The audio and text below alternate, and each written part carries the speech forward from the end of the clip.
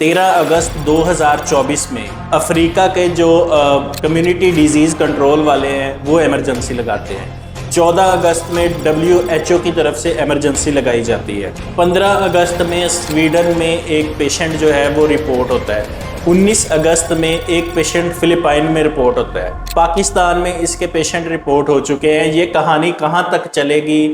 یہ مونکی پاکس جو ہے آخر کیا یہ کرے گا؟ یہ کووڈ کی طرح ہمیں دوبارہ سے لاک ڈاؤن میں جانا پڑے گا؟ اس کے سمٹمز کیا ہیں؟ کیا اس سے پیشنٹ جو ہے وہ اس کی ڈیزیز میں مبتلا ہو کے بچ سکتا ہے یا نہیں ہو؟ ان ساری چیزوں کو ڈسکس کریں گے. کلیڈ 1 کیا ہے، کلیڈ 2 کیا ہے، کلیڈ 1B کیا ہے، یہ وائرس جو ہے یہ کتنا خطرناک ہو سکتا ہے، ان سب باتوں کو ڈسکس کریں گے.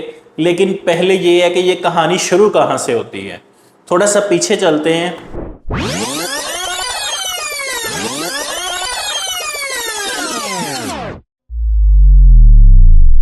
بات یہ ہے رین فوریسٹ کی. جو ایمیزون کے جنگل ہیں، ہرے بھرے جنگل ہیں، درختوں سے بھرے پڑے ہیں.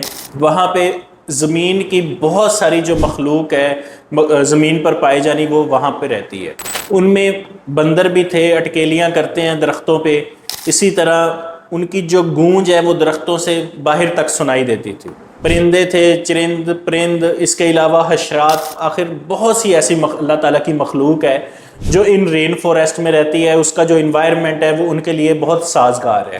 اسی فوڈ ویب میں ایک وائرس تھا جو بڑا چھپا ہوا اور خاموشی سے پڑا ہوا تھا، جس کو ہم آج مونکی پاکس کے نام سے جانتے ہیں. اتنا یہ محدود قسم کے ایک کارنر میں کونوں خدروں میں لگا ہوا وائرس آج دنیا کی جو مین سٹریم میڈیا ہے اس کی جو ہیڈ لائنز ہیں اس کا حصہ آخر کیسے بن گیا، کیسے یہ ٹریول کیا ہے. لیکن بہت محدود حد تک یہ پایا جاتا تھا افریقہ کے کنٹریز میں. لیکن جو مین ہوسٹ تھا اس کا وہ بندر تھا. بندر میں جب یہ آتا تھا تو اس کے سمٹمز بھی ظاہر ہوتے تھے. دنیا بدلتی گئی، وائرس بھی تبدیل ہوتے گئے. وائرس جو تھے ان کی اڈیپٹیبلٹی چینج ہو گئی. اسی طرح جو ہیومن تھے، انسان تھے، وہ جنگلوں سے دور ہوتے تھے. انہوں نے ڈیفورسٹیشن کی، اربنائزیشن ہوئی، جنگلوں کو کاٹا گیا. تو یہ کرتے کرتے جو وائلڈ لائف تھی اس تک پہنچے، ایک کانٹیکٹ پیدا ہو گیا وائلڈ لائف کے ساتھ. وہ جنگل جہاں پر پرندے بھی پر نہیں مار سکتے تھے، جو انسانوں کی ایکٹیویٹیز تھیں، جو ان کی جو ایکسپیڈیشنز تھیں، اس کے لیے یہ ایک اماجگاہ بن گئی. اس سے کیا ہوتا ہے کہ جو قدرت کا ایک بیلنس تھا وہ ڈسٹرب ہو گیا. وائرسز جو تھے جب وہ انسانوں کے ساتھ کانٹیکٹ میں آئے تو ان کو ایک ویز مل گئے، پاتھ ویز مل گئے، رستے مل گئے جو باہر کی دنیا تھی وہاں تک پہنچنے کے لیے. آپ یہ چیز اب جانتے ہیں کہ پوری دنیا جو ہے اب وہ انٹر کنیکٹڈ ہے. جہاں سے اس کا سورس شروع ہوتا ہے کچھ ہی دیر بعد یہ دور دراز کنٹریز میں کوئی بھی وائرس ہو وہ پہنچ جاتا ہے. لیکن میڈیکل فیلڈ میں جو ایڈوانسمنٹس ہیں، جو جدید طریقہ کار علاج ہیں، اس سے کیا ہوتا ہے کہ انسان جو ہے ان وائرسز پر قابو پا سکتا ہے اور جو پبلک ہیلتھ ہے وہ زیادہ متاثر نہیں ہوتی. چونکہ یہ وائرس جو ہے پہلے مونکیز میں ڈسکور ہوا تھا ڈنمارک کی ایک لیبارٹری میں 1958 میں، اسی لیے اس کا جو نام ہے وہ مونکی پاکس وائرس ہے. لیکن ایکسپرٹس کا یہ خیال ہے کہ یہ جو مین اس کا ہوسٹ ہے یہ بندر نہیں تھا، بلکہ مینلی یہ جو چوہے اور گلہری ہے، جو روڈنٹس ہیں، ان میں یہ پایا جاتا ہے. لیکن ان میں کسی قسم کے جو علامات ہیں بیماری کے وہ اپیئر نہیں ہوتے. اب ان روڈنٹس سے یا جو گلہریاں یا چوہے ہیں ان سے یہ انسانوں تک یا بندروں تک کیسے گیا؟ ایک تھیوری اس کے بارے میں ایکسپرٹس بتاتے ہیں کہ ایسا ہوا ہوگا کہ کوئی فارمر ہے، اس نے کوئی جو انفیکٹڈ چوہا یا گلہری ہوگی اس کو ہاتھ لگایا ہوگا، اسی سے انسانوں تک پھیل گیا. یا کوئی شکاری ہوگا، اس کے ذریعے یہ جو وائرس ہے وہ انسانوں تک منتقل ہو گیا. یہ وائرس جو تھا یہ سینٹرل اور ویسٹ افریقہ میں پایا جاتا تھا. بہت ہی محدود ایک باؤنڈری میں تھا کیونکہ وہ جو رین فوریسٹ تھے وہ اس کی جو افزائش ہے اس کے لیے بہت سازگار تھے. لیکن 2003 میں کیا ہوتا ہے کہ یہ وائرس جو ہے پورا اٹلانٹک اوشن کراس کر کے USA امریکہ تک پہنچ گیا. اب یہ وہاں تک پہنچا کیسے؟ اس کے لیے جو ایکسپرٹس مانتے ہیں کہ ایک جو پیٹ ہے یہ اس کی تصویر ہے. اس کے ذریعے جو جب افریقہ سے اس کو لایا گیا تو اس کے ذریعے وہ انفیکٹڈ تھا تو اس کے ذریعے یہ امریکہ تک پہنچا. اس کے بعد کیا ہوتا ہے کہ 2022 میں دوبارہ سے اس کی آؤٹ بریک ہوتی ہے، دوبارہ سے یہ وبا پھیلتی ہے، تقریباً 70 ممالک جو ہیں وہ اس میں افیکٹ ہوتے ہیں، خاص طور پہ افریقہ اور افریقہ کے میں بھی کانگو جو ریپبلک ہے اور اس کے ارد گرد جتنے بھی افریقہ کے کنٹریز ہیں ان میں یہ بہت زیادہ تھی۔ پہلی جو وبا پھیلی تھی وہ جس سٹرین سے تھی، یعنی وائرس کا جو سٹرین تھا اس کو کلیڈ 2 کہتے ہیں، لیکن 2023 میں جو سٹرین جس کے ذریعے یہ وبا پھیلی اس کا نام ہے کلیڈ 1۔